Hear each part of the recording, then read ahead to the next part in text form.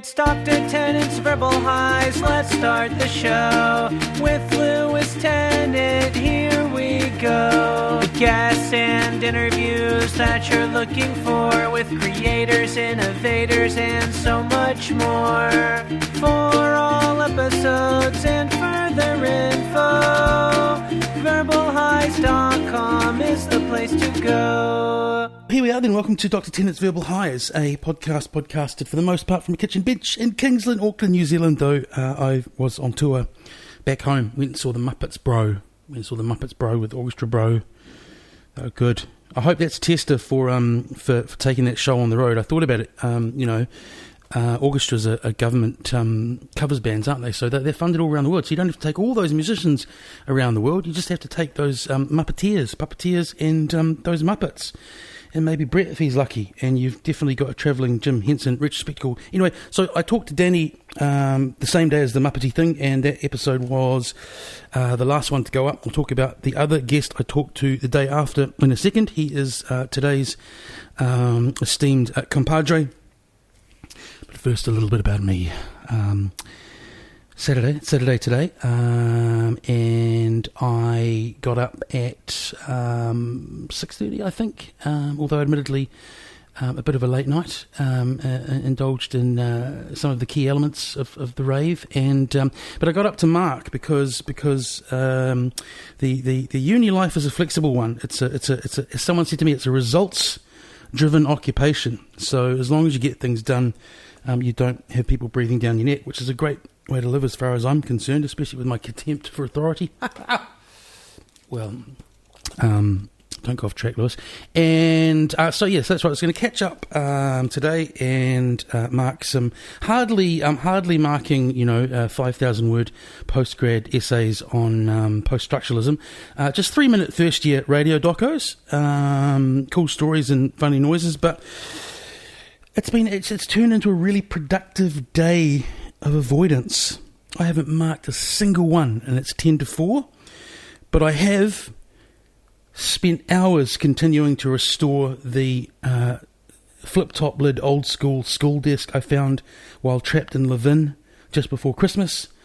It was painted in a thick white viscous paint, and I really got in there with the polyfiller, but it was raining actually, and so I did it with the door closed, and then started giggling uncontrollably at the coffee cup next to me. So I did that. It's looking quite good. Needs a coat of polyurethane. I decided that I needed to do a load of towels and tea towels, which when you live alone is, if you've got enough of them, arguably a once-a-month job, but that had to happen today. I went and drove and purchased some coat hangers that seemed pressing, and then I made a keema curry for the pinball meet tonight. So still 3 streams of audio docos to mark. Brilliant. Maybe tomorrow with the taste of pinball victory on my breath in the morning. Oh look, there's a person out there. This has happened a couple of times. There's a person out there looking at me like I'm someone, arguably slightly delirious, pretending to do radio or something.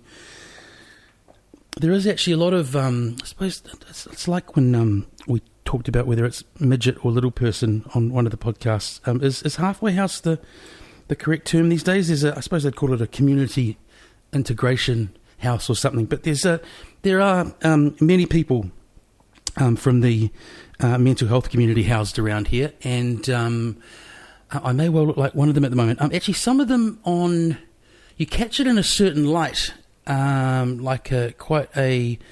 hard to describe the light, but you catch the certain light in the morning as they leave the house, the light of the sun of the day. And they're so heavily medicated, it looks like a George Romero film from where I stand on my balcony. Quite worryingly so.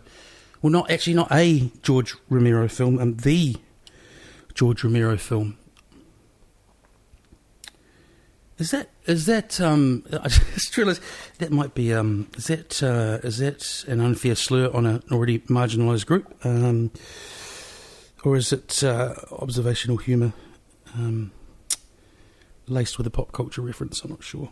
To my guest, Tim, we've had quite a few 90s reminiscences lately. That's because I've been talking to people from Wellington. I did over Christmas and I did over the last time I was down in Wellington, and so that's the period I basically saw most of them last about 20 years ago. I'd do Melbourne Reminisce 2007, but I haven't chatted to anyone from my Melbourne years yet. But I was going to say it has been a bit of a clump of that. I do hope you enjoy listening to other people's war stories. Essentially, I do.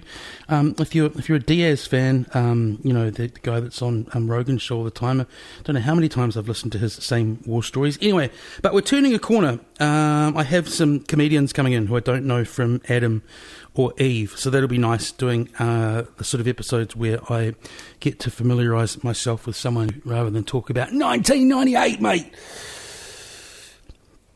Tim was a great guest. Tim is a gentleman from Wellington who Wellingtonians may well know, and people from afar may well know too. Tim Ward started off with a humble budget and an idea to start a bar in the mid-90s, and started hole in the wall on a smell of a said oily rag with a buddy, and then has gone on to start and own the Matterhorn, which is obviously an institution down there, a completely madcap, very late in the morning night day club called Shopping, which we talk about in the podcast, including me having to paint it all one colour as well as DJ there. Then he moved on to Good Luck, and he has had San Fran Bathhouse all these years, which is where we recorded. It's quite cool sitting there. I love buildings and history and, all that stuff around the social side of it. And so it was cool sitting there and talking about a lot of that stuff, bang smacker in the middle of Cuba Street, because that venue's got an interesting... God, if that venue could talk, Tim, I would have talked to the venue. I made a little list of things to say about the chat with Tim, obviously other than it speaking for itself, and I realised it's a corrections and complaints list. Sorry, Tim. Tim's terrible with dates. Tim's terrible with dates. Where's my notes? I scribbled this down. He says he sold... I'm just rewriting your life here, buddy. He says he sold the hole in the wall in 1996, but I'm pretty sure it was 1997.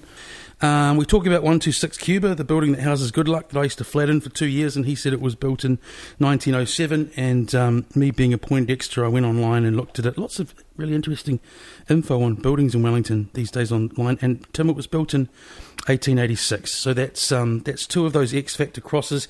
And then the third one, and I was actually thinking about ringing the venue concerned this week, but I didn't get around to it, is Tim swears there was no Hotel Bristol in Cuba Mall in the 90s, that it opened in the 2000s. But I remember sitting on my balcony, seeing people down there I knew drinking pints and talking smack. So if anyone wants to confirm that, oh my God, we're up to 8 minutes. Lots of new listeners. Hi, welcome. Check out the older episodes. You can like the podcast if you haven't already on Facebook, Verbal Highs Podcast, Verbal Highs on Twitter. And if you could throw me a comment and a star rating on iTunes, that would be super. Verbal Highs, real heart, real soul and no lies. Just verbally wise guys flying by. Verbal Highs, real heart, real soul and no lies. Just verbally wise guys flying by. 121 was already a thing before 126. So is it like you're now you're a man of a certain age? Is it that, are these the young cats running it for you to get the kids along? Yeah, absolutely. Yeah, exactly that. Pretty much. Cool. And like our generation, at the beginning they thought that no one else was doing it or ever had done it before. Oh yeah, there hadn't been like punk scenes in the 70s. Yeah, you do, eh? You're all like... Because now I teach, I kind of really like that about being young though. Like I don't get all grumpy about it.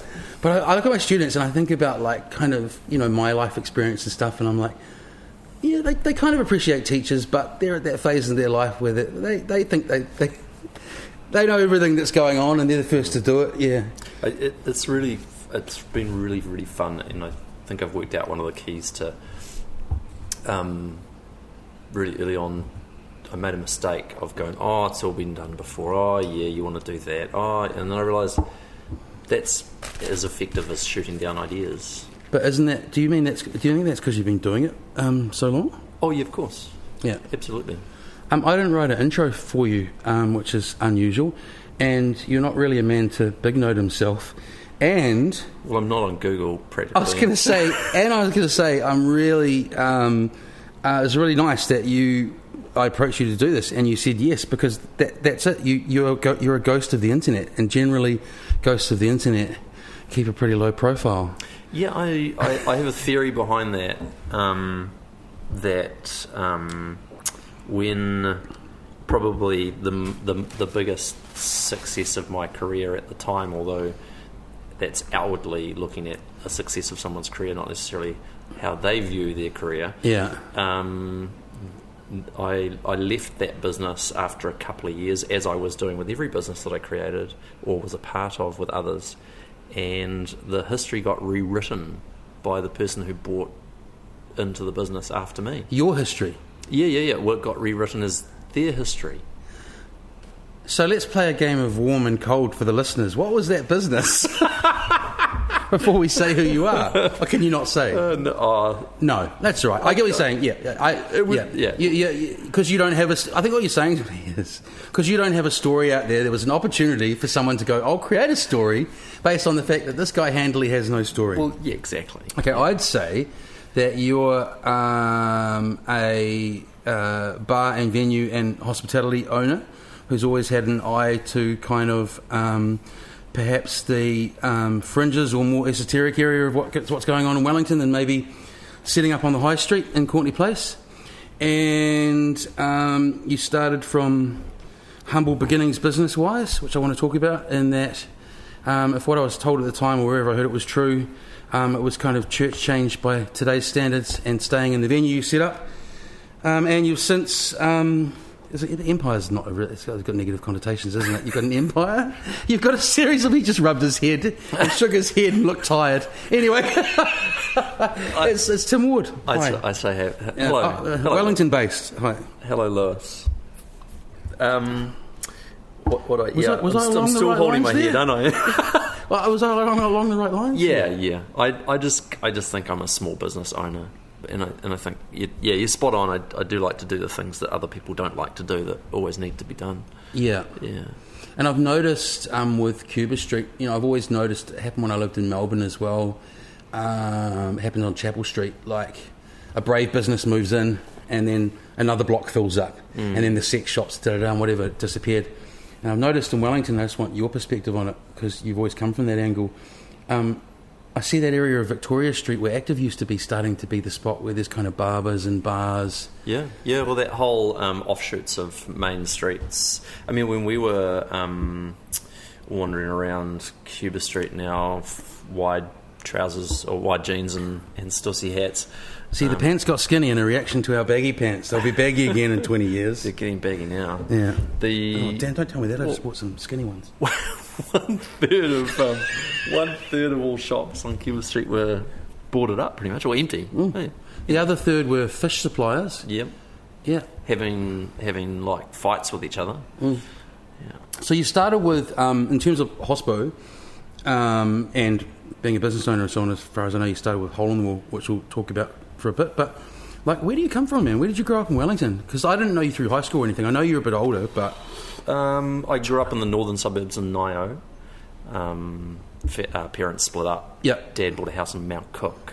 Yep. So I started every second weekend living in Mount Cook, and Mount Cook was a pretty full neighbourhood to work on. It had the high concentration of social housing, predominantly PI and Māori, poor and struggling. Yeah. And Wellington High School right beside it.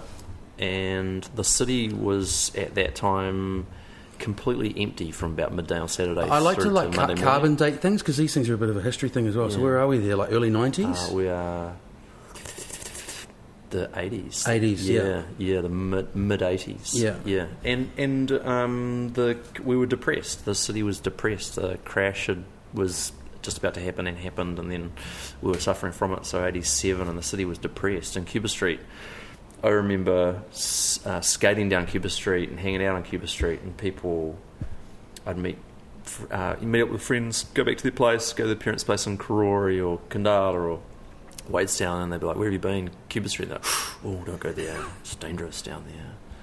And I think it was the wild west. Relative to now, but I think if you got your head screwed on a skateboard, you'd probably be okay. Yeah. But you could shoot a gun down the street on a Sunday, and not hit anybody, and no one would care. And people did. Yeah. No.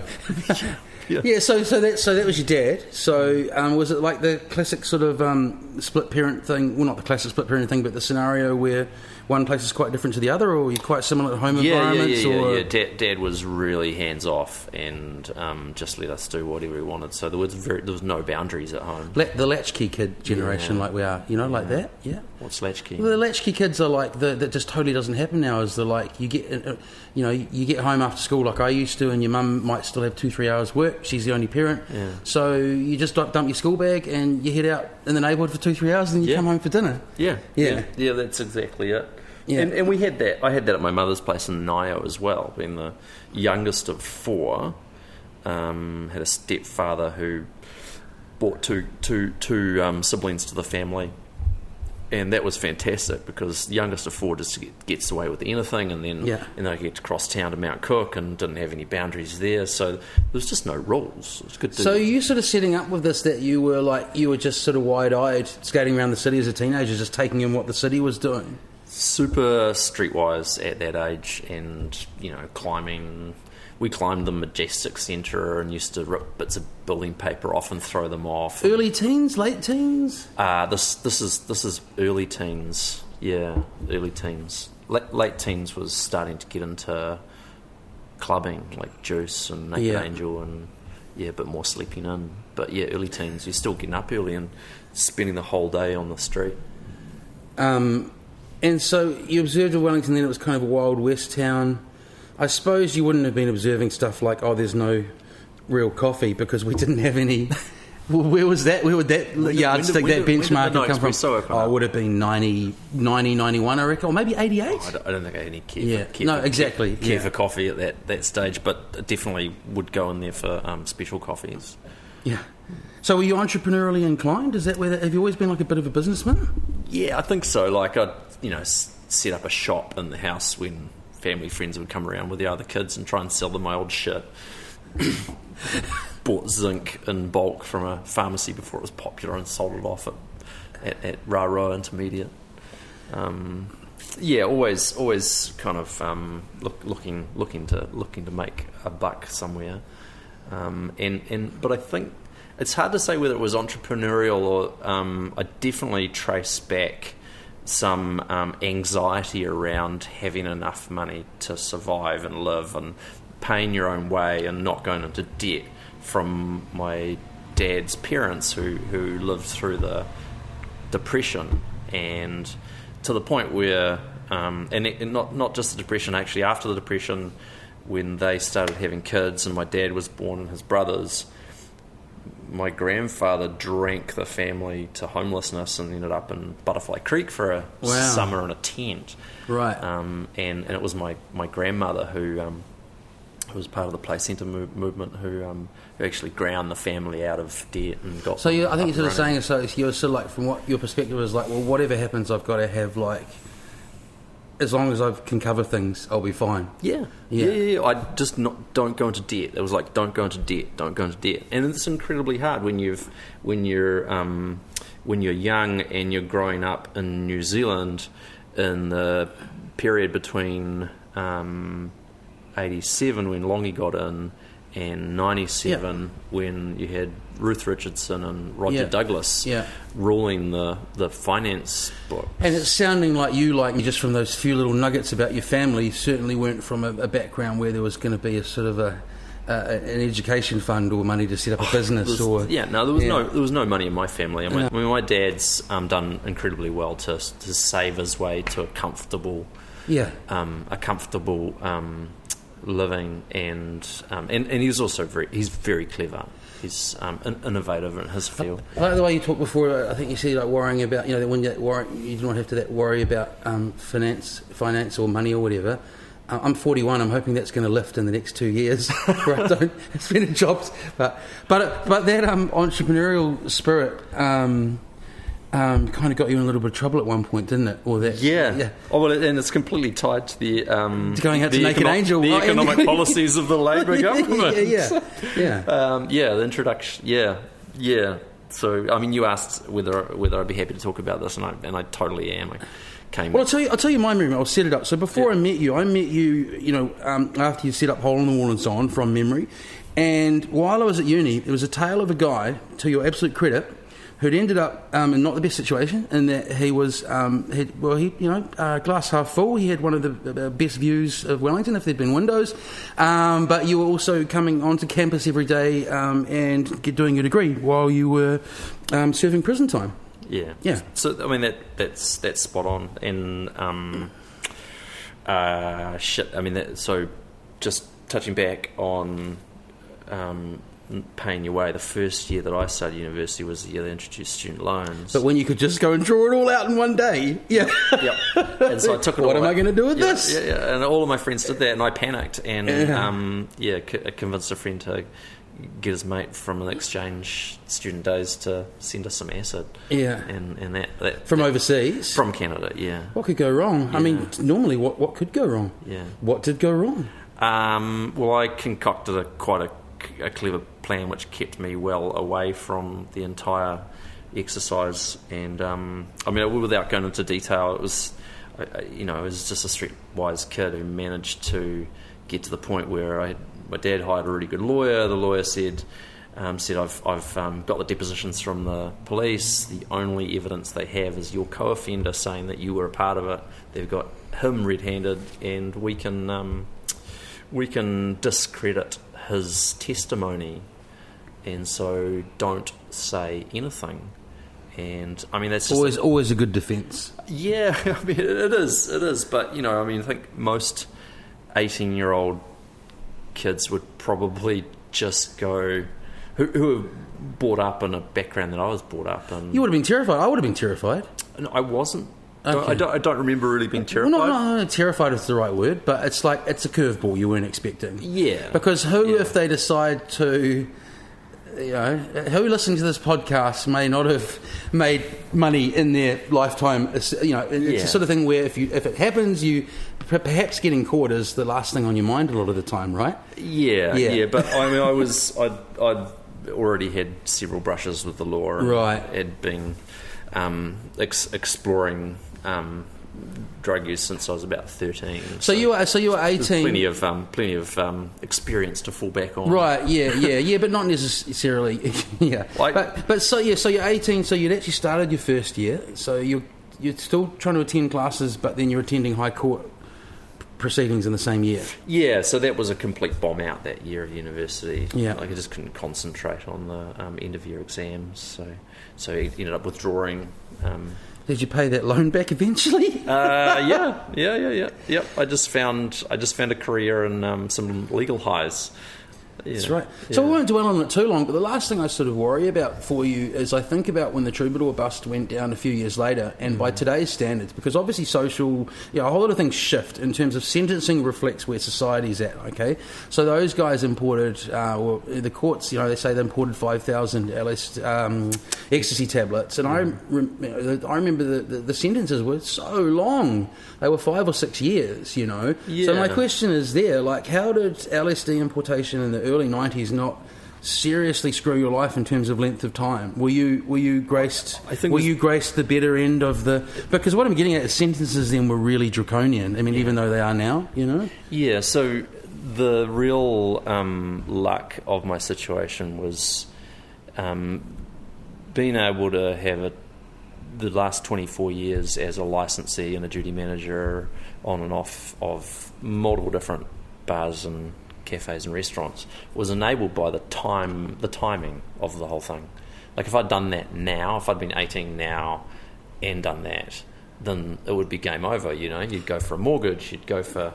Has it changed in terms of how's it changed? Well, I think it's just there's no more nod, wink, and shake. Right. With people who trust you. Yeah. Because you've met them and talked to them. And yeah. What I did when I got out was it's like we're giving you a chance, don't fuck this up. Yeah, pretty much. Yeah. So Sergeant Tom Ireland was the liquor licensing sergeant for Wellington in 1994 when I went for a liquor license for the Hole in the Wall. And in those days, the law said that if you were a director of a company that had a liquor license, that didn't matter if you had a criminal conviction or not. So lots of people had criminal convictions, drunk driving, what have you, and they could still have a liquor license. They just needed to hire a duty manager. Yeah. So he said to me, and get yourself a good duty manager, run your bar, and if I think you've done a good job over the first 6 months, then I'll give you your duty manager certificate, and you can be the licensed manager in the place. But he couldn't not give me a license. He just could withhold a duty manager certificate. So I did that, and had a rapport with him. And he, after 6 months, he said, "Yeah, done a good job. You can have your duty manager certificate." And it was years later that I met him again. I said, "Hey, look, you got my life. It's a big thing, man. Thank you very much." Yeah. I can't remember how it came up, but he did make note that it was probably the busiest underage bar in Wellington at the time. Oh, yeah. Oh, actually, yeah. Actually, hey, you know how I just sounded all like shocked then? I just remembered something. It was 20 back then, and I think I'd already been coming to your bar for a while, and I was actually thinking about asking you if I could have my 20th there.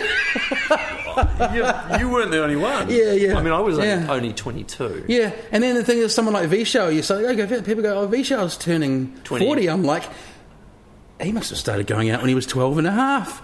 little eyeliner moustache on. I think 17, definitely. But it's 18 now. So just to wrap that up, so we didn't finish it off. That's all right. But so basically, so roughly the amount of time it took you to do a degree, you were out of disposal otherwise. And so is that how it worked? And you came on out, and then the Hole in the Wall kind of came next. So I went to university on advice of my mother. Were you being dropped off in a paddy wagon every day? I got imprisoned on the first day. First year. Bombed out of university. Spent how long? 6 months inside before I was granted special leave to go to university. Yeah. And I studied extramurally in that first 6 months. And the first day I attended, I got picked up by a friend, and we went to Newtown and hung out. And I wasn't supposed to leave campus grounds, so things didn't change. And then I got released. I never finished that degree. It was never going to happen. Yeah.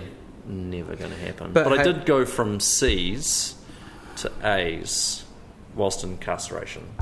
Totally. Well, probably, very little distraction. And hey, doesn't matter you didn't finish it. It got you out of those walls every day. Yeah. Yeah. That really was the goal. I keep saying we'll wrap this up, but I think prison fascinates a lot of people. The last thing is, was there a lot of really hard people in there, or was your experience pretty? Yeah, I was in Mount Crawford, and that was really the best prison to be in. I heard terrible stories about Rimataka. Remand prison, you don't want to be there. Yeah, whereas Mount Crawford was full of lifers, so there was aggravated bank robbers, and there was murderers, and there was lifetime crooks, and it was possibly my dad at the time, but not. But I'd heard that was a potential. There's definitely some high profile fraudster up there, right? Not saying that your dad was a fraudster. No. But people that I knew of before I went there all read the paper and they arrived. But yeah, there was some. We were my co-offender and I, who we remain friends to this day. Yeah. We arrived, and there was talk amongst the prison of some new bitches arriving, and we had no idea about this. But a young Samoan guy who was really looked after in the prison by the prison guards, because they didn't believe he should be there. He did, I think, 3.5 years of time there, but got really special treatment. he looked after us. He said that's not going to happen on my watch, and he befriended us as soon as we arrived, and looked after us and just got us schooled up on how to manage ourselves in the prison environment. And there was some simple things like not talking very fast and not saying very complicated. Oh, I'd be finished. Sentences. I'd be finished. You would pretty quick. Yeah, it was pretty. Anyway, so what a great piece of land. Went for a walk up there recently and thought my how society has changed. What you'd build up there in these days, it's fascinating. It's such a beautiful spot when I was up there. It'll be interesting to see what they do with it. So your first business is Hole in the Wall, and the story I heard is that you guys just got a pretty humble amount of money together in terms of what's often required to start a venue, right? Yeah, I was working at Kia Ora Cafe for Matt Wilson of Maranui and Seashore Cabaret and Good Fortune Coffee fame. Yeah.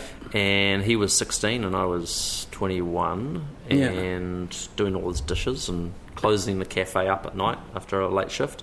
And I really wanted to open a music venue. I'd drawn all these pictures while I was inside of how I would lay it out, which are all ridiculous layouts now that I know how to build a music venue.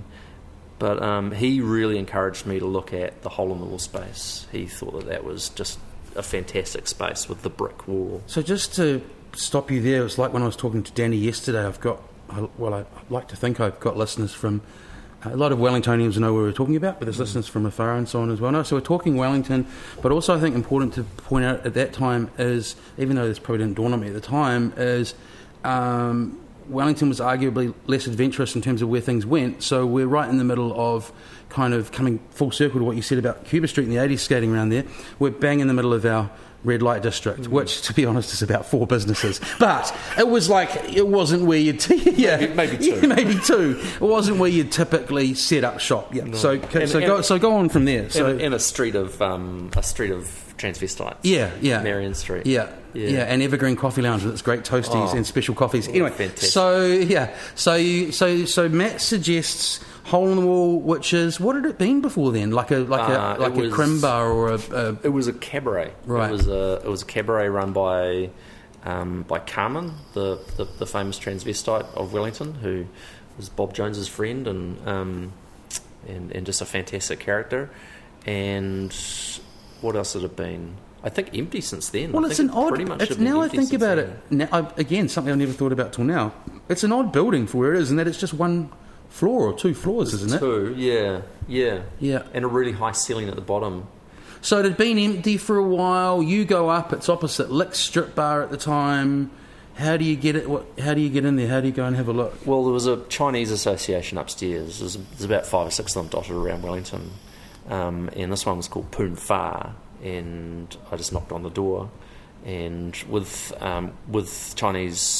old Chinese businessmen, there's a process of how to communicate, and it's always face to face. It's always sit down and talk and have a look around and negotiate, and then shake a hand, and then we'll draw up the lease once we've made the agreement already. Yeah.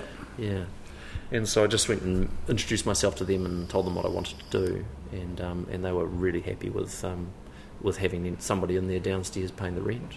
So while there was a screamingly loud bar downstairs all that time, the Chinese Association were upstairs. I suppose you lived... Yeah, it was for sort of reverse hours, yeah. And they were there like twice a week. I think somebody would have been in there for various things throughout the week, maybe some club activities. Mahjong. And I do like these tales of, like I say, like you just get together what you have. And I might have been told the wrong thing. This might be a 20-year-old story. But you guys did go in on a modest investment, eh? It was you... Me and Ben Cochran. Yeah. And it was $30,000 we spent on the fit out. I promptly moved in there. Yeah. And I remember a loft bit that was in there. I think you were still up there in a sleeping bag for the first few months it traded. Yeah.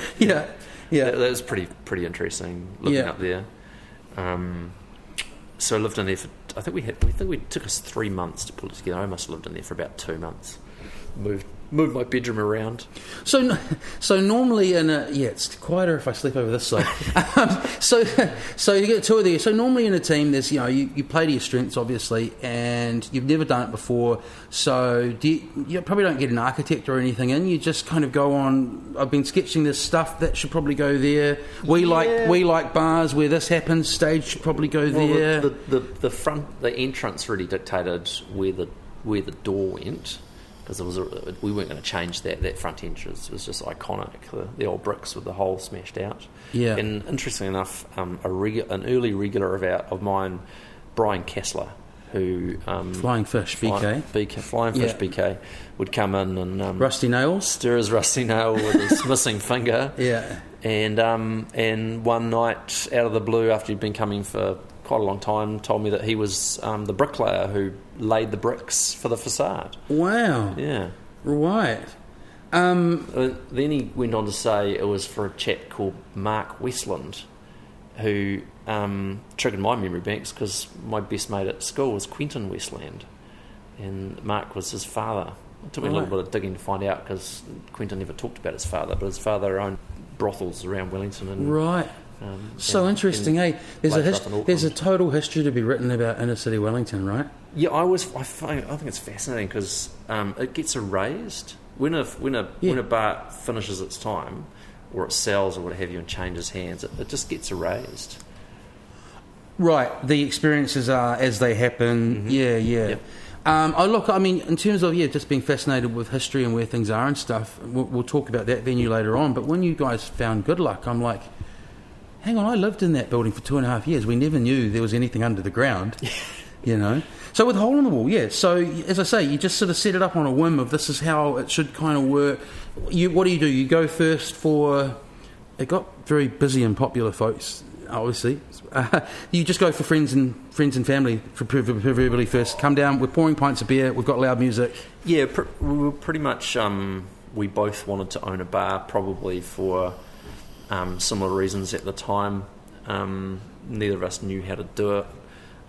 We just talked about how we wanted to set it up, and we both had similar ideas. It was going to be dark. It was going to be dingy. It was going to be a bit of deco lighting. Some might say it was a dive bar 20 years before hipsters started saying dive bar. We got a friend of mine, Amelia Minty, who was studying at Vic across the road at the design school, designed the bar itself, and that's still there to this day, I think. Trying to remember a big huge piece of it was wrong bar. It was angled, made out of steel, and it was angled from the ground up towards you. It had a pitch, so your kick was further away from you where you put your feet. Right. And then it had all these crazy angles all the way around it. That's right. And it was, I guess, a quarter circle. But I remember the bar top, so that's one thing. And that's better than I can remember about it. And to your credit, and I noticed this with a number of businesses I've sort of been involved with as a patron or whatever over the years, is I often think a tribute to the success is wherever they end up and whatever, is if they're still fucking there trading all these years later. And I noticed a Deep Purple band blaring out of it last night, so it's still sort of tangentially related to its roots. And I don't think it's ever because the Russian mobster guy involved with Kiora bought it afterwards, right? Yeah, that's right. I sold it to a guy who the first night I worked with him. Ben left soon after I opened the place, and I bought him out when I wanted to leave because I'd had enough. Yeah. I sold it to this other guy, and he bought it and started working in the place. And my Jane, who was a bartender at the time with me, she said, watch him. I was like, what do you mean? Just watch how much bourbon he drinks. Right. And he was just downing these bourbons, and they were just like one after another after another. It must have sunk about 20 or 30. That's got a shelf life of you can go. Soon as we called last drinks, his legs gave out. Yeah. And he just staggered out from behind the bar and just collapsed on a bench. So it also almost brought into the worst possible thing for him. Yeah. And he was closed within 3 months. He was toast. Right. And it was the most awful thing to see and watch. I mean, I was probably quite close to that myself several times in my career. Yeah. Hey, look, you've got to relax every now and again. Managed to survive, thankfully. But I guess probably what inspired going into my first hospo place was Matt encouraging me, but also wanting. I was drinking a lot at Barbadega in Willis Street and a lot at Antipodes, and I thought Barbadega was great, but a bit too small and full of old bastards. Yeah, they probably weren't that much older than me at the time, but maybe 5 years was a lot older. And then the Antipodes in the bottom of the hotel was just a bit shit. Yeah. And then it moved over the road, and then it moved over the road and never quite found its feet there. No, well, that was the best thing for us because it moved in across the road. We opened soon after that, and I think it took about 4 weeks before we sucked the entire audience straight out of there. Yeah, and that was that was the founding group that carried the bar through just for its first 3 months. And pre the craft beer explosion, you found possibly the roughest tasting beer on the planet. For your $2 pint nights. Strongcroft. Yeah. Strongcroft. the German brewer from Lower Hutt. A few more questions there. I feel like we've got a lot to get through. If we go Brisbane Gold with the two flattest craft beers ever. Yeah. And I was going to say, because I'm a stickler for dates, and I read today, speaking of being underage, but more so that I thought I was going there and you were still involved with it once I'd left uni. But I read somewhere, my little bit of research I do on people today, or whenever it was, that you got out of there in 96. Is that right? Yeah. Okay, I was underage. Sorry, mate. Yeah. Okay, that's interesting. I must have been going to $2 pint night after you left it. So the last two things there, I think... So you grew up where? Kilburnie, Lyle Bay. Jeez, that's a long way to come to town. No, $2 pint. Yeah, I must have. I'm sure I was living in the Cuba Street flat where Good Luck ended up. I definitely was. At like 18, 19? I finished uni at end of 96. I was pretty young. And then when did you go to uni? 94 to 96. Shit, you would have been really young. Yeah. Just put slightly ahead in primary school. Really, really young, and because my birthday's late in the year, it seems bigger than it is. But I definitely was living in the Cuba Street flat because it was my first flat. It was my first flat. Why did the PhD take so long? PhD took 3 years. That's right. Well, I think it was that Strongcroft. Anyway, so that's mildly interesting from my point of view. Probably none of the listeners. Me trying to piece together my life at that time, what I was doing when. Oh, that was a great flat you were in. That was a great flat. X23 was above you or below you? 126 probably below. But yes, I had two reliable landlords to call on in the days when all the regulations and pretty much excuses for people to property invest and gentrify. Simon Manchester. I could go to my man Simon Manchester or our criminal lawyer friend now. Oh shit, Paul Knowsley. Oh, Paul, I'm sorry, I forgot your name. Yeah, he's now a very respected criminal lawyer. Yes. Yep. And was it Eastbourne? Yep. And I didn't realise when I moved in again that the building had a whole lot of kind of like subcultural history, and that a guy called Arthur Tuhore, who was in a band called Trash, he was Bumping Ugly, I think. Bumping Ugly. Yeah. So my flat had this crazy big long window along the lounge. It turned out that Arthur had put that in when he lived there because that was where he'd engineer from what was Caron's bedroom, and then the band would play in the lounge. Wow. But point being is, on all three of those floors, there was always just sort of interesting crew in each of them over the years, and my first going out to music in Wellington days was places like Paisley Park, and London didn't have music. Paisley Park probably would have been the soul bar. It would have been the soul bar back then. And Car Park. So Car Park was metal and rock, and Paisley Park was funk and soul, and then it became Zebra Bar or something, and then it was I had some other odd name. But the last thing I say with that building that's an interesting thing, I mean, you're totally aware of this. There was Bumpin' Ugly would play at Paisley Park. Well, right, okay. Yeah. But just the thing that, for better or for worse, I think Otis actually survived in the last of those floors where people just lived up and down here. I actually remember the day it happened. I just moved to Auckland the first time around in 99. And obviously some property developer had cottoned on to the fact that our building could be changed if only they could get out those pesky young creatives living there. So fire inspector came through and everyone was out of the flat that night. They evicted 3 floors and probably 15 years of history there in one night, you know, and it's been interesting for me coming back because those years were so formative for me, just seeing all those warehouse flats disappear. Yeah. You know? Yeah. So the end of Hole in the Wall. Well, and that's why Wellington's so different now. Yeah. You know, because people are actually living in the city legally, and it has a whole lot more structure, and it's just not as fun. Well, they talk about that sense of community in a good suburb. The best sense of community I had was, especially like one summer I remember, of just all the warehouse flats mingling a lot, and the water fight that went on between the flat down opposite Crazy Lounge and the one over the road that someone's head kept popping out of. You know, it was a great time. You know, I suppose everyone's got halcyon days, right? But there was something special for me in my life about living around here at that time. Yeah, well, not many people can say they had a whole inner city to have as their playground.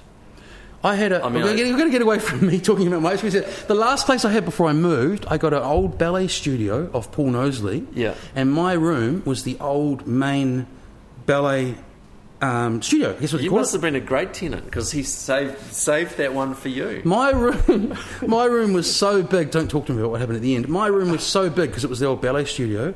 I had a huge section of rubber flooring that would be where all the ballerinas would practice, a huge mirror down that middle section, then enough room on the carpeted section at one end to have a lounge suite, and then the other end carpeted section was my double bed and all my clothes, and I could skateboard around the middle of my room. Fantastic. Okay, end of Hole in the Wall. First hospo buzz job, or running a place. Yep. What did you take away with you that was like, this is good, I will do it again? What did you learn by trial and error, I will not do that again? That's a very good question, Tim. That's very journalistic. So, what did I walk away with? I walked away with... I guess a crowd of people who wanted to know where I was going to be next and what I was going to do. You created a buzz, and I worked that out. So that was really good, and I think the positives out of that were what came next was opening the Matterhorn, and it was and that came about because Alistair Cox, the retail architect, well-known retail architect, had just graduated from university with a double degree in interior design and architecture, and wanted to turn the Matterhorn from a coffee lounge into a bar, restaurant, all day, 7 a.m. to 3 in the morning, European style go-to for the city. And he approached myself and Leon Surrent to be the operators for this, and he had the complete vision for it. Oh, so because I knew that you and Leon didn't really know, so you didn't just bump into each other and go, "Hey, we're both young and..." No. Right, cool. No. Yep, so, cool. Alistair very, very adeptly identified that I had an audience, but it was quite different to what may fit into this space, and he recognised Leon working in film and being a great networker, and being around Escape and Funky Monks, and that he could develop a following. Yeah, and so he put us two together, introduced us, and we went into business together without knowing each other at all, blindly, and created the Matterhorn with Alistair's guidance and help.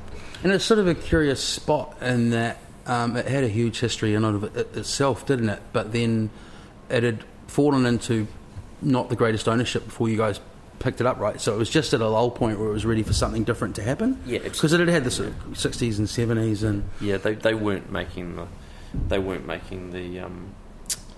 the schnitzel very well, and the cheesecake was full of gelatin. I reached out to Leon in Dubai. It was supposed to be a joke. I was being dry because I was about to deliver my joke. I reached out to this is Abbott and Costello, baby. Who's on first? I reached out to Leon Surrent because I was going to have a mailbag section today where I was going to say, Al Surrent from Dubai asks, and he cracked up, but I think he's forgotten to get back to me anyway. So the end of Hole in the Wall. So Well, forget what you learnt that you didn't want to take with you, because no, we're going down the Matterhorn track, but... I can... I was sort of like... Pondering. What you'll find is my stories don't always answer the question. They just start off, and then I get distracted by whatever I'm saying and distract myself. Yeah, we're a winning combo, Tim. We're a winning combo. What I took away was the switch up of the audience that I had at the Hole in the Wall, because they all wanted to go to the Matterhorn, and they were like, "Can we come?" It's like, absolutely, you can come, but it'll allow me to sort of figure out, how to communicate with them, how to develop a buzz around it, in a way which didn't hurt what I was doing. It was about just carrying people with you as you went. Yeah. And helping a scene to develop. Yeah, I guess that's probably the best way to describe it. So what I took from it was really how to manage people. Yeah, I'd made some monumental mistakes with the Hole in the Wall. I remember when the bodega crowd, the cool young bodega crowd, just one night suddenly flocked into the Hole in the Wall. And you're like, oh my god! No, I'm kidding. I wasn't even there. I walked in the door, and we had one bartender on, and it was like the third week or fourth week we were open, and I just did, completely miscalculated what I had. Yeah. I mean, I didn't know how to work it out. Yeah, so I had no idea what to do, but. Those sort of memories, those sort of epic fails, they do linger in your mind. What if? Yeah. Oh, yeah. But there's something beautiful about that, like not having trained for it or whatever, and that's how you get where you're going, right? Yeah. I keep making that mistake, playing myself into different things that I've never done before. And so where do you start with the Matterhorn? Because it went through such huge changes. It went from what someone dubbed it New Zealand's most expensive hallway. Absolutely. But, everyone knows the narrative. It's been talked about with Freddy's and da-da-da-da-da. It looked very different. Certainly, if anything, more of a hole-in-the-wall aesthetic to how it looked when it was brought out and really renovated and stuff. What do I ask about those years? Were you there through a lot of it, tending and stuff early on? I'm trying to remember. Yeah, so definitely... How long did you own it? 2 years. Okay, 2.5 But years. Leon stuck on longer, didn't he? Yeah. I wanted out because I felt like I was on the edge of a precipice with drug and alcohol abuse. 4 years of being behind the bar. And especially with the Matterhorn, because... Alice has gotten really good at this now, but when he first started out, he couldn't. Just like mistakes that I've made, or anyone makes really early on in their careers, just misjudged how much things cost, and we spent twice as much as what he roughly told us would be his estimate. To build. Build, yeah. Budgeting's a huge thing, twice right? as long, twice as much. And you need that Scottish blood going in, eh? The old saying goes, double it. How much is it going to cost? Double it. And this was true to that fact as well. But we were like, so you kind of, because I sort of hear what you're saying. You start off with this thing that's within its means. And so maybe there's a layer of stress going in even after it opens. Like, fuck, we've got to get this back. We've got to get this back. Often when you finish a place, when you open a place, you're often 95% finished and there's about 5% to do. Yeah. You've got to get joiners back in to do something. You've got to get not usually the plumber, but certain things to sort of finish off. Because you couldn't quite fit it all in before opening date. But with the Matterhorn, I think we were like 70% finished.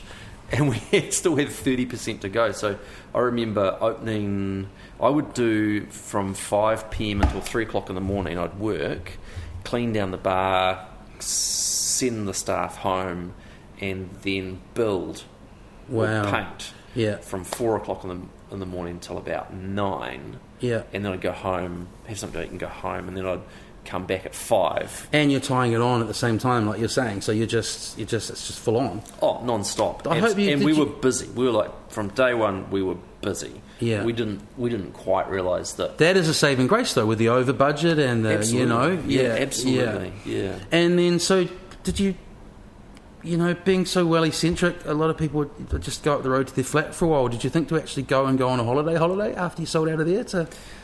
What came next? What did I do? Because it wasn't here. By the way, we're sitting at the San Francisco Bathhouse, folks, which I remember as Stacks. sneaking in here to bands, and it had bizarre white painted cement concrete stalagmites, the tights mites. Sure, you've had this conversation a few times. That even when you were a sober 16-year-old in here to try and see 10 bands for $10, you'd managed to bash your heads on. So I don't know how kind of sailors and prostitutes in the middle of the night back in its amazing history days got through here. What did you do in the gap? Because I want to get to here. We've actually been talking a while because this space is really interesting to me as well. I remember probably. Didn't you get the building on the corner, Logan Brown building? Oh yeah, fuck. I think I bought the top floor at some stage. I can't remember. Everything's a bit of a blur. I do know I took a couple of years off. Good, yeah. And I worked in the film industry. The first job I had actually was 1999 for the Festival of the Arts. Yeah. I sought work straight away. I didn't want to use any money that I'd made from the sale of the Matterhorn to live on. I wanted to keep it as capital to do something. Do something else. When you got back I want to do this ready again. Yeah. And so I took a job on the Festival of the Arts building the military tattoo, and met a group of Scottish guys who'd been brought over by the festival. At that time, there was a great cooperation between the Edinburgh Festival and New Zealand Festival. Yeah. And met this incredible bunch of Scottish set builders who were really talented and a fantastic group of men to be around. Yeah. And just hang out with. And they several of them married Kiwi girls and are still living here now. Yeah. Their leading hand or construction manager is back in Scotland.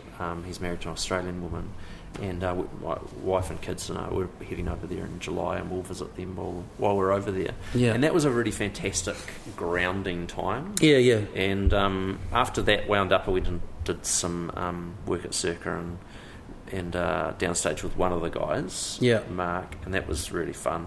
And then was out of unemployed and got dragged into the films and did Lord of the Rings 3, third film in the trilogy. Wow. What was your role in the industry? Set building? Yeah. You come from a carpentry background? No, I painted houses in that first year of university and the last year of college. Yeah. And was always pretty handy with a paintbrush. And brought up with a dad who would let you use a saw, so got some skills together, and I'd progressed from hammer hand through to carpenter by the end of it, but I wouldn't say that I was very good. I was just easy to get along with. Well, I think the film industry is obviously being good as a part of it, but a huge part of being good in the film industry is being reliable and being a grafter. Yeah, and just fitting in and going... Fitting in, yeah. So network-based, hard work-based, reliability-based. Oh, we're not building that anymore. Yeah. Oh, okay. Well, do you want us to take it apart? And another big one is not being someone who comes and asks a lot of questions. It's like, go and paint that green, buy that, and bring me a receipt. Yeah. And if you can do that without asking 9 questions, you get a callback. Yeah. And then I think the next place, hospo-wise, I was just thinking, must have been Good Luck. Yeah, well, I realised... We're early 2000s now? I realised in film, there was 2 things that I realised. There was one, that there was probably more drugs and alcohol in film, and so I wasn't running away from anything. I was just... I needed to face the facts that I needed to address some things. Yeah. And there was also still only one bar on Cuba Street, and that was the Matterhorn. Wow. There was no... On the whole of Cuba Street? On the whole of Cuba Street, there was only one bar. Except the Bristol. But I know what you mean, yeah. No, the Bristol wasn't there. That was Narnia. That was... Bristol. I don't study this with you, but before I left, the Bristol was there, because it was there when I lived in Cuba Street. It doesn't matter. It was Clem and Stu, and they opened it when Lion was splashing around shit tons of money. Oh, okay. I'm questioning a total Wellington based and bred hospo guy about when the bar that was over the road from his bar was there. It may have opened around the same time as the Good Luck bar. Okay. Archeo's being there. Listeners can message the Facebook page. When Lewis lived on Cuba Street, 97 to 99, was the Bristol over the road? Does he remember looking out at his window and seeing people drinking pints over the road? Potentially the signage was there. but not the kind of bar you were looking for. It's a big brewery bar. It's a public bar. It is what it is. So, the building we're talking about, I had no idea that there was a basement in it when I live there, which fascinates me. How did you get onto that? How did you... I love bars that either go down off the street or you have to go up to. You know, I like that a lot. Yeah. So how did you find it? Same, or down long corridors or through brick walls. Yeah.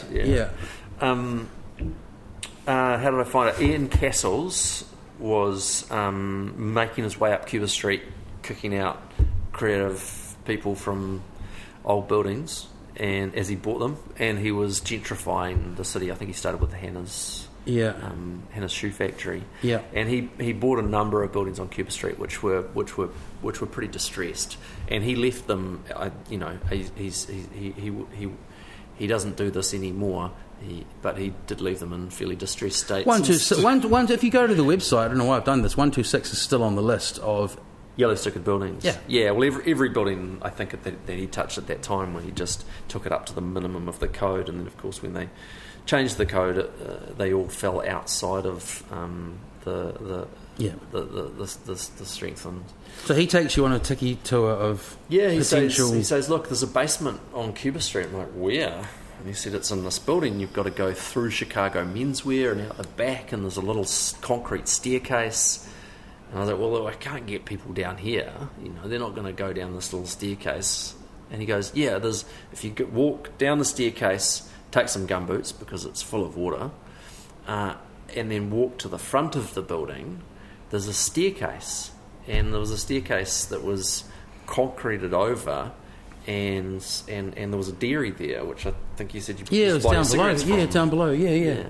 So whoever had the building at some stage thought, well, this lobby is taking up valuable retail space. I'm going to concrete over this staircase. I can't so use none the of the basement businesses right, because it's too damp. So that answers my question. So none of the businesses are even using it for storage. As I say, me being like a sort of a local history buff and stuff, what would the building be built for in the beginning with the basement? Is it like I think back to our manufacturing days or something? I think it was a piano showroom. An underground piano showroom. Well, there was. I did a lot of the. I did some of the structural work in there. Believe it or not, I did some of the strengthening. Yeah, that was how things rolled in those days. So I found that there was in the middle of the first floor where the cafe is now, or Chicago Menswear was. Yeah. When you lived there, there was a cutout, and they used to pulley pianos down and up. And they used to have them downstairs in the lobby, downstairs in the basement as a showroom. The staircase that you go down to get into the club now and the Good Luck Bar was a beautiful staircase, moulded concrete, and the walls of the lobby straight off the street were polished marble. Wow! So polished have you guys just all going through old records and stuff and just asking people? Just uncovering it. You know, once we got into the building and started work on it, we just uncovered these marble walls. Unfortunately, it was a big space, really. Fortunately, that somebody had, when they put the walls on, they'd ramsetted with a charge the timber, and they'd just blown all of the marble apart. Oh. So it was all. So smashed. It could have been like this crazy, like almost like it would have originally been this Dubai, like would have been this amazing polished marble lobby with polished marble floors, polished marble floor and walls, sculpted staircase down, red tinted concrete. What era do you reckon all of that was? 30s or something? 1986, I think. 1886, right. So purpose built to be a basement piano showroom. Yeah. Amazing. And this is outside of my kind of era. I did come back, I think, from Melbourne a couple of times and play there. Sounds like, from what you're saying, all our contemporaries had burnt out by then. So who turned up? Because I'm into, you've got to find another crowd, don't you? You've got Den Hayer, who's been overseas, so he's hardly got a loyal crew of hospo devotees here. Clinton worked at the Matterhorn for Leon and I. Yeah. And he was working there when I left. He might have come and gone, but he was still bartending. I think he was Tattoo before Good Luck, before Matterhorn, and so I picked him out as the bartender and offered him a shareholding to be the working partner in the business, and I was starting a young family at the time, so I just had the vision to turn it into a take what you've done so far and go, this is what it's going to be. Turn it into a cocktail bar with table service with late night DJs, kind of dance bar vibes. Yeah. Nobody knows this. Well, very few people know this, but I modelled the formula of that bar after Diva. Back in the day, Diva. Yeah. Or even Parody. Oh, yeah, Diva, yeah, right. Diva lasted longer. Diva lasted like 12 years. Yeah. And I kept going there. I was like, I never wanted to go to Diva. It wasn't my kind of place at all. It played... But it was on that cusp of, like, kind of cool and corny. It had a scene. Yeah. It had a scene. And it had a scene for dining, and it had a scene for... dancing, and it does sound like what Paradiso were doing down the road as well. Yeah, right. Yeah, and I looked at it and I was like, that's the formula that I want. I want dancing, and I want bar, and I want dining, but I can't do dining because I don't have a kitchen. There's no extraction down there. Well, I don't know if it would have suited dining down there. So we did because I don't know about what, because I say I really like walking down underground for bars and stuff. I don't know if it's screams get a meal to me, like go down. Well, I mean, maybe a Wellington Tanuki's cave. Hey, you know what I forgot? The kind of what seemed like a madcap vision in Leon and Tim's eyes in the midst of all of this was you find an old secretarial services building down an alleyway on Cuba Street and open a particularly almost when I lived later on in Melbourne-esque I say late night, when late night actually becomes day style club. And I had a job there. I DJ'd there once, but my job earlier on, I came to one of you guys and said, look, I just need a bit of extra money. And this is my point of telling this story is how beautifully, minimally set up it was. Someone gave me a huge industrial container of like sort of off-military green paint or whatever yellow paint it was from memory and a huge roller and just said, fucking cover everything. Because we just had to turn this old office into a single coloured box. Does that ring a bell? Yeah, absolutely. Yeah, absolutely. Yeah. So how did they come about the pop up hedonistic den? Well, that was the first time I'd met Ian Castles. I can't remember if it was his son coming into the Matterhorn or he was coming into the Matterhorn, but Ian's a really, really good networker and a really nice guy, really fair, really honest. Yeah. And as far as the dealings I've had with him, and he approached me and said, "I'm doing this to Wellington," and one of the things that he was planning was to demolish some buildings to create the left bank down on Cuba Mall, which was basically a private lane with shops on either side of it. Not Cubacade, left bank, yeah. And right next to that was the Cubacade, which was kind of like a dead mall. It was someone's faded chrome mall fantasy from the 70s or 60s or something, It went right through to Victoria Street. So that got closed in. So younger listeners, left bank was closed off then. It's not left bank like it was now. There was a building there. There was a building there and it had a record shop on the... First shop was a record shop. Yeah. No, the first shop was a Scottish shop. So that was like they sold iron brew and kilts and socks and various other Scottish and like memorabilia. haggis kit, like instead of a taco kit they had a haggis kit. You just had to buy a stomach. Anyway, then the next shop was a record shop, and then right at the back down this little corridor was a secretarial services. And way before that, the secretarial services was a big cavernous room, and then it had ample toilets. I couldn't never understand why it had so many toilets, but it had lots of toilets. And then you'd go up this ramp to another room at the back, which was smaller. And I finally worked it out. So you weirdly had lots of toilets for a venue that...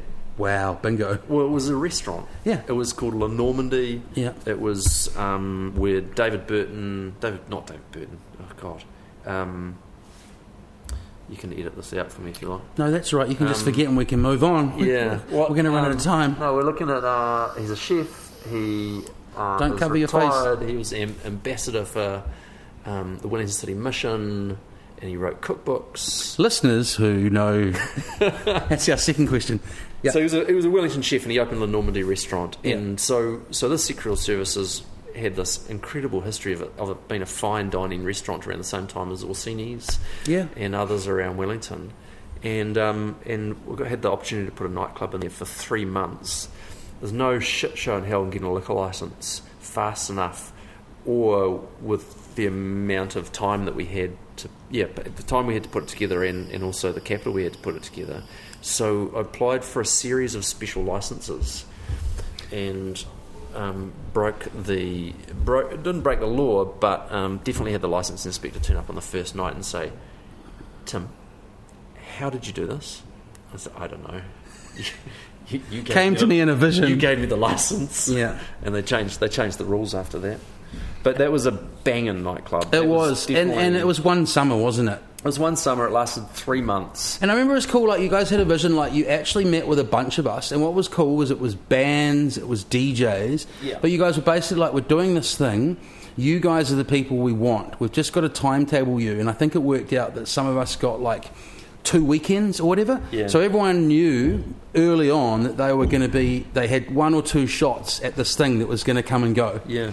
And it was stuff like, I think one of the nights I was billed was like Weta and then me and Flick. So it was a real mix of... It was a really, that culmination... It was a testament to that time. That culmination of Leon's networks and my networks coming together. You had V and Otis, who old hole in the wall regulars, and then Moo and yourself and others who... And you had my godfather on the door, who's always a great old soul to have on the door. Well, he just turned up back in my life. He certainly turned up. He turned up back in my life after 20 years, and I was so happy to see him. Yeah. And I spent some time with him in Auckland. Yeah. Well, he turned up on the door of my latest venture, Club 121. Yeah. On opening weekend. Yeah. Like... Magic spirit, that guy, eh? Oh, incredible! Yeah. And so that was it. As we say, it sort of came and went. And then what happened to the space afterwards? You just left it painted and off green and building moved got on. Demoed. That's awesome. Building got demoed. So that's the exit clause. Yeah, that was it. We had 3 so months. You just took the speed racks away and a couple of whatever there was, couches, a stage. Yeah. There was very little in there. Western Audio PA, so that was hired. And then you got out of Good Luck after a period. Clint stayed on, so I want to keep moving now because we're in this really interesting space, which has got a huge history of its own, to the point where, hey, good chat. I haven't even looked at my questions really today. This is what I remember in my lifetime and what I've remembered before. So we're sitting in San Fran Bathhouse at the moment. My initial memory in my, teenager thinking you're an adult, first memory of it was Stax. And then at one point I think it was called a really bizarre named Tycody's Entertainment Centre. Yeah. Do you remember that? Yep. Yeah. Sonic Temple. That's when the Highway 69... For a period, I was going to say, but during that period I think, perhaps even leaving your bar off Tuesday, $2 pints, I noticed it had become like a sort of like bikey titty bar for about 2 or 3 months. That was Sonic Temple. No, but it was like, it had signs outside. I thought Sonic Temple was a music venue. This was more like a topless... I don't know. They ran it as a strip bar. And then Subcard Steve, who turned up to Active, what looked at the time at about 14, turned out to be quite a savvy businessman. Turned it into Indigo. Is that right? Was it Stephen that did that? Yeah. And then it was Adrian. Adrian had the vision to do that. Okay, and then before that time, the name that people like Tim the Doorman we've just spoken of, or my mum perhaps, knew it as Alibaba's. And I spoke early on. It was aesthetically awful. It had. Did you come in and no, they'd already gone, right? Those walls Adrian had gone had taken by then. all of that away. Yeah, Stephen had built up a following of promoters who were putting in some internationals, and there were some bigger local bands playing here. But it was still quite a closed-off, old-school approach to hospo, because we're sitting here by open doors and... Yeah, so when it was... it's been licensed since 1965, when it first opened as Alibaba's. Yeah. Opening night, a band called The Avengers played from Upper Hutt. And the stage was where we're sitting now. Yeah. All of the windows were boarded up. There was no balcony, and the bar was down the end of the room where the stage is now. Yeah, kind of a James Cabby kind of setup, just a box, And so, I mean, what do you really rare license which ran from 11 a.m. until 10 a.m. the following day. That had just been historically renewed for 40 years. 23 hours long. Yeah. Had that up until Stephen and those guys were involved. We actually, Ziggy and I, who own it now, it came off in the last Sale of Liquor Act change that the Nats put through a couple of years ago. There's nothing past 4 a.m. anywhere unless you're gambling. Really, is there? Yeah, they made a blanket to say everyone has the same licence. I don't know why casinos don't have till 4 a.m. That just seems... Because that's mad tax money, bro. Yeah. And I think people who lose screaming amounts of money on the table make less news than someone who king hits someone outside a terrible bar. Yeah. And then this great area in between that all of us, who's the choir we're preaching to, where there's not trouble if they're run well and people have great experiences, that's where people lose out, right? I totally preach into the choir while I've been saying this. So what do you want to say about here, man? You're like, what have you learnt here? And it's like, you've had some pretty amazing shows through, right? Yeah, this is a gem. I love this venue. I love this room. It's just home. Yeah. I've been here 11 years. Yeah. And I've owned it with Clinton, and I've owned it on my own, and I've owned it with Ziggy now. Yeah. And yeah, it's just a really happy place. Like a lot of good things happen here, and we care about it. We care for it. I can tell by Ziggy's posts. One of those people I've become friends with on Facebook because I'm like, oh, you're an interesting guy. You post interesting stuff. I met him at Lemon's Benefit. And I can tell. You can tell when people post about their workplace that their workplace is more than just their workplace. It's not surprising to hear, you know. Memorable shows where you've just gone, far out, I own this place and this is happening here. Yeah, lots of them. Yeah. Lots and Keep lots facing and the lots mic. Sorry. You've been a squirmer. It's normally me that gets accused of being all like... knotted up. Yeah. Yeah. Danny was on a vinyl couch yesterday, and I didn't have the heart to tell him while we were chatting that every time he moved it went... I look forward to listening to that. Yeah. I mean, it's a cliche question, isn't it? You know, like, but it's a goodie. You know, what's been some great nights here? Too many to name. Probably the ones that I was directly involved in like the 20th anniversary of some hip hop acts which played here, like acts which because I'm a huge hip hop fan. Yeah. And I mean I like all kinds of music. It's just hip hop was what I listened to, country and western, during those halcyon days. Yeah. Of being young. So I had DJ Premier up here. Oh wow! De La Soul, Talib Kweli, Jean Grey. I thought you meant 20 years of like a local hip hop thing, which would have been great. But that's American hip hop royalty, right there. Yeah. And those were acts that I was. You had Primo in the building. I had lucky enough to be brave enough to actually buy some shows at that time and look after them and host them. Yeah, and that was just a really interesting time and great acts to host, because you know you do well as a promoter when you love the music that you're promoting. Yeah, you do, but then the promoting such an interesting thing, and that's great until there's some other factor sometime, and it's raining and people don't come. I mean, there also has to be other people that like that music. True. Well, I mean, I think hip hop, you're banking pretty well there. Yeah. Did Premier have a toothpick hanging out of his mouth the whole time when he was... A toothpick? No. Every time I see him interviewed and stuff, he rocks a toothpick. I've seen that, yeah. I've seen that too. Yeah, you know, a sort of deep thought toothpick. Maybe that's what I need. A deep thought toothpick. And then, another place that's interesting historically, and that you turned it around, or you're trying to turn it around, I'm not sure where you are with it, is back when when you had to pay student union fees, I was treated to at the perfect time in my life, a smorgasbord of all these different acts at the Hunter Lounge. I don't even know what it was called then. Union Hall. Right, the Union Hall. Yeah. Union Hall. Yeah. And I've talked about this a few times on the podcast. It coincided with me going up to Active more, and so I was like, I'll go and see a band called Yola Tango. I don't know who they are, but they're on the bill and they look cool. And then I'll go to this really early Kiwi hip-hop showcase the next night, and I'll go to Fugazi, I'll go to African Head Charge, and then they sort of... Oh no, my phone. They turned it into a a sort of a cafe, didn't they, for a number of years? And you've been charged with turning it around. So everyone, we're talking about the sort of main venue at our university. It got reclassified with a different capacity, and I think it got downgraded from 1,000 to 650, and so it stopped being a venue that anyone used for gigs. And is that just modern health and safety laws? Who knows? They are a bit overboard at the university. I think they just But so it changed. It had. Sorry, I'm holding you back. It changed. It hadn't seen shows for a while, and then you got asked to do some stuff at the uni. Yeah, they don't actually want shows up there, which is kind of frustrating. Like they don't. They say that they do, but they actually don't. Yeah, which is really annoying. It's like a bad relationship of mixed messages. Yeah, it is a bit like that. But you're still doing stuff up there. Yeah, we are. Because you've also been given the, what would you call it, the contract for all the hospitality up there, haven't you? A lot of the food places. There's about 7 or 8 different food outlets, and I've got 3 of them. And can you still get a dirty dim sum next to the quad? You can't. Oh, no, man. And I really one of those lasagna squares in a greasy bag. I tell you what, there's a few food types missing up there. Unfortunately, the main pole positions are taken up with just European cafe styles. Yeah, and I think there is a. Are you doing well up there? It's okay. Yeah, it's good. It's a good solid business, and I've got a couple of great business partners up there. I don't work up there very often anymore. I've grown myself to 6 small businesses now.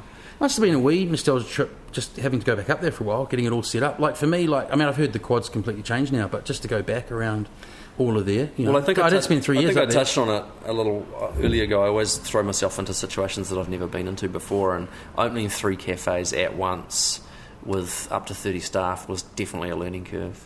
Oh, so you weren't reappropriating places up there? You actually opening new spots up there? Yeah, and it was really we got thrust into it really late in the game. They didn't have operators signed 3 months out from wanting to open, or 5 months out from wanting to be open. So we had to do a 2-month design schedule, sort of all condensed into one, and then we had to have 3 months of build, and then we had to open.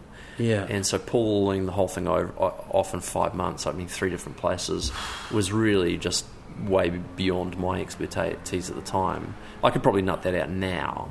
Is that student population growth, or they just wanted more services for students? they just made a strategic change to get rid of all of the Coke, burger, fries combos all at once. Yeah. And they wanted a city offering, so they wanted food and beverage. They attempted that in the mid-90s, because I remember randomly below the Hunter Lounge, the Union Hall, they opened a wine bar. Do you remember that? Yeah. So I was a little bit there. Yeah.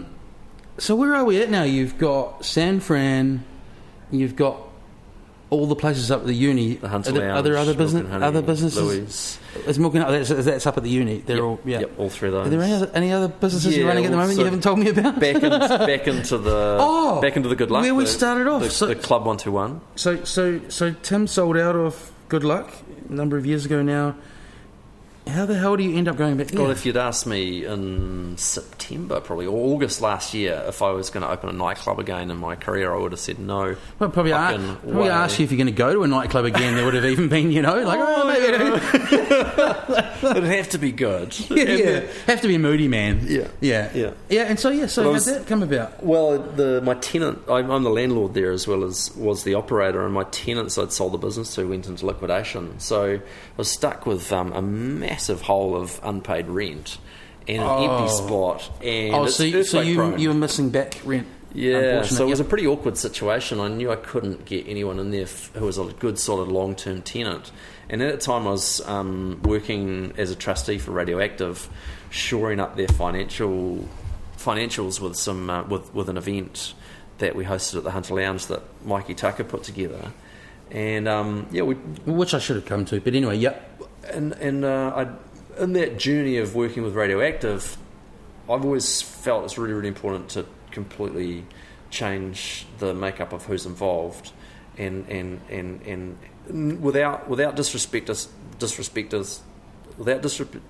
the legacy that's there, but have a combination of legacy shows and legacy Radioactive, and then constant new change. Which is what I said a while ago. Please get a drive host who's under 35. Yeah. And so in that process, I met a couple of young guys who were doing parties around Wellington. Great. And one of their parties was Yeah. they got 1,200 people in a basement in James Smith's Market to local DJs. And I thought, fuck, that has not happened in 20 years plus. And I have been to parties in the James has Smith basement with 1,200 people 20 years ago, No one is doing that. Yeah. Great. I got to meet these guys. And they turned out they'd started running parties at one of their family homes in Wadestown at 121 Sefton Street. Hence the name 121. Right. And so I get it. Everything you've said about you, they've got the following, they've got the brand, they've got... Yeah, they're like mini... Yeah, so I introduced myself to them and said, look, I've got this spot. Do you guys want to open a nightclub? And they're like, yeah, really want to open a nightclub. Hadn't thought of it, but yes. How do we do that? And I said, well, I know how to do that, so I'll be that side of things. I'll sort out the liquor license and make sure you comply, and I'll teach you what you need to do, run a bar. And we had one meeting on it, and they said, very astutely said, Tim, do you want to have anything to do with the marketing or curation of the DJs? And I said, I don't want to have anything to do with that. And you know what? And they think they're probably going, oh shit, shall we ask us? And you're going, great question. Don't get the old guy involved in what's going to happen. And when I want so-and-so on at 8:30 on a... So I said, no, I don't want to have anything to do with that. And that was the deal done. And Yeah, I mean, they're really. We've become really good friends, and there's a lot of trust between us. It's very, very unusual. And I think I said this early on. I don't know many people who are working with 20 and 20-year-olds on a business capacity in partnership like this, but we're equal partners in this. Well, business. They probably really like that security of they've got all that knowledge and mentorship and stuff there, and it's probably I get it. It's a great combo. I just realised when I was down there, I have memories of it being like the bar being in the middle. Was part of it sectioned off when we went down there? Has the layout changed? Yeah. It was an island, like it was designed like a lantern. Felt like a bigger space. Yeah, I didn't look around properly. Oh, so it's moved down a bit. Yeah, we made, Clinton and I made that move we had it for 12 years and it had 7 great years, and then it had 5 pretty shitty years, and we did lots of desperate things to try and fix it, and one of those was to get rid of the island bar and put it down the wall on the side, and that wasn't going to work and didn't work.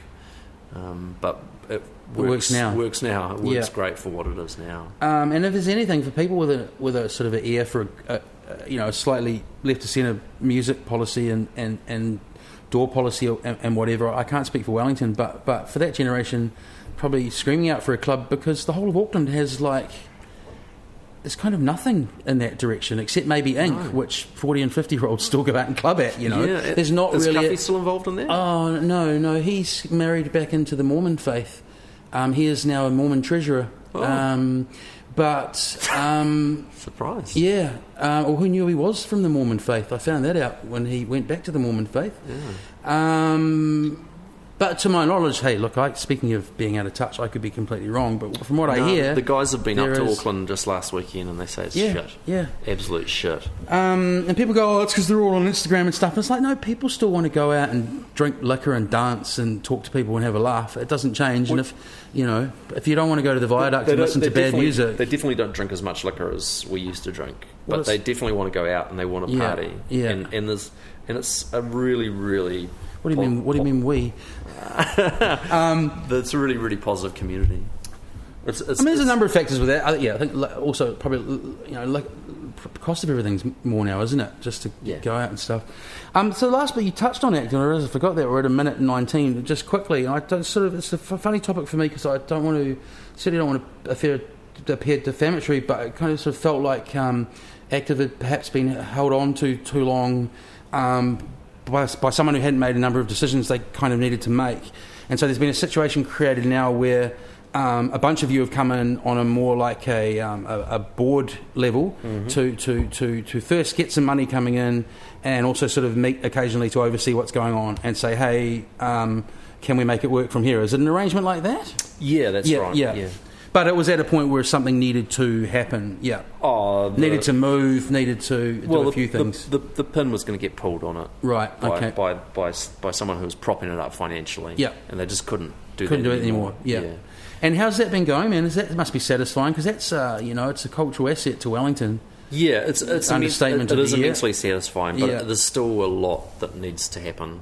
There's a lot that needs to happen there still, so it's still a work in progress. But it's definitely in a hell of a lot better We'll place. talk about that afterwards because I've thought, and Mark Hubie actually put this idea in my head because I never think I'm an expert with anything, just based on the fact I was there for a number of years and kind of where I'm teaching, and also I'm sort of more of a thinker about radio and broadcasting and all the rest of it now. There might be some way I can sort of, I don't know, have a coffee with a bunch of people and offer some. I'd just be interested to know what you guys are doing and what the problems are. That's kind of spot on, and it's what we're missing. We have a lot of people like yourself who are offering to do things like that. Yeah. They don't want to muck in and actually do something. Hey, I'm not down here. Sorry, that's really wrong. No, I'm winding you up. I'm winding you up. They're not it's not appropriate that they muck in. I think it's the thing. But in the offering their expertise and training and experience is really, really But my big thing was, and you hit the... what we're missing is someone who can just facilitate all those things. Yeah. Someone who can.